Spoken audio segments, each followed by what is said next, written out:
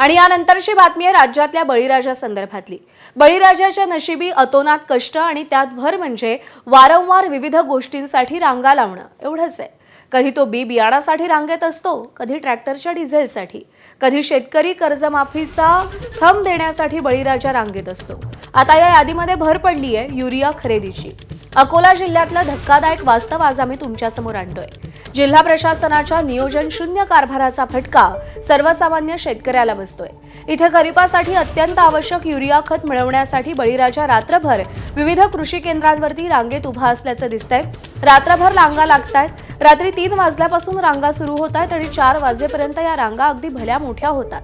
अगदी मैलोन-मैल या रांगा लागलेल्या आहेत आणि त्यातून वाद होत आहेत। कायदा सुव्यवस्थेचा प्रश्न निर्माण होतोय। म्हणजे दिवसभर शेती मशागतीत घाम गाळा, लहरी निसर्गाशी सामना करा, शेतात राबा आणि रात्री धड झोपही शेतकऱ्याच्या नशिबी नाहीये। युरिया खत वितरणाची नेमकी पद्धतच ठरली नसल्यानं रात्रभर रांगेत उभं राहावं लागतंय। त्यामुळे बळीराजानं नेमकं जगायचं कसं असा प्रश्न उभा राहिलाय। या सगळ्या संदर्भात आपले प्रतिनिधी उमेश अलोणे आपल्याला अधिक अपडेट देतील। उमेश, अकोल्यातल्या शेतकऱ्यांची ही व्यथा नेमकी काय आहे? युरियाचं वितरण नेमकं कसं केलं जातंय आणि त्यासाठी एवढ्या मोठ्या रांगा लावण्याची वेळ शेतकऱ्यांवर का येतेय? निश्चितच तुम्ही पाहता ही परिस्थिती अतिशय भयानक आणि गंभीर आहे। कारण शेतकऱ्यांच्या नशिबी फक्त रांगाच आहेत का हा प्रश्न यातून निर्माण होतो। कारण अगदी अलीकडे डिझेलसाठी शेतकऱ्यांना पेट्रोल पंपावर रांगा लावा लागल्या, त्याआधी कर्जमाफीसाठी थंबसाठी शेतकऱ्यांना रांगा लावा लागल्या, बियाण्यासाठी रांगा, आणि आता ही युरियासाठी रांगा ज्या आहेत त्या अकोल्यात आपल्याला पाहायला मिळतात। आणि अकोटमधलं जे आपण चित्र पाहतोय ते अतिशय विदारक आहे। एक प्रश्न यातून निर्माण होतो की अकोटमध्ये एवढ्या मोठ्या प्रमाणात कृषी केंद्रांवर शेतकऱ्यांची गर्दी का? तर अकोला जिल्ह्यातला सर्वात मोठा कापूस उत्पादक पट्टा, कापूस उत्पादक भाग म्हणून अकोटची ओळख आहे आणि कापसाला सर्वाधिक जी गरज असते ती युरिया या खताची असते आणि युरियाची यामुळे शेतकऱ्यांना मोठी गरज असते। आणि हा युरिया पाऊस पडण्याच्या आधी शेतात जर गेला तर त्यांची जी पाऊस झाल्यानंतरची जी एक अडचण असते, कारण हा युरिया वाहून नेण्यासाठी बैलगाडी जी आहे ती शेतात जावी लागते किंवा ट्रॅक्टर जावा लागतो।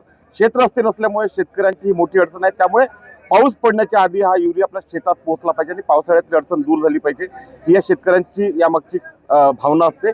आणि 2 दिवसांपासून अकोटमध्ये सातत्यानं या कृषी केंद्रांवर शेतकऱ्यांनी युरियासाठी मोठी गर्दी केली, मात्र प्रशासनानं कोणतीही ही गर्दी कमी करण्यासाठी नियोजन जे लागतं ते केलेलं नाही आणि कोणतेही नियोजन न केल्यामुळेच ही गर्दी जी आहे ती इथे झालेली आहे। जवळपास 7,000 मेट्रिक टन जो आहे तो बफर स्टॉक जो आहे तो युरियाचा जिल्ह्यासाठी आलेला आहे असं जिल्हा प्रशासनानं सांगितलं आणि त्यातलं जवळपास 550 क्विंटल जो युरिया आहे तो अकोटसाठी राखीव ठेवण्यात आलेला। मात्र अकोटची आवश्यकता जी आहे, मागणी आहे ती यापेक्षाही मोठी आहे।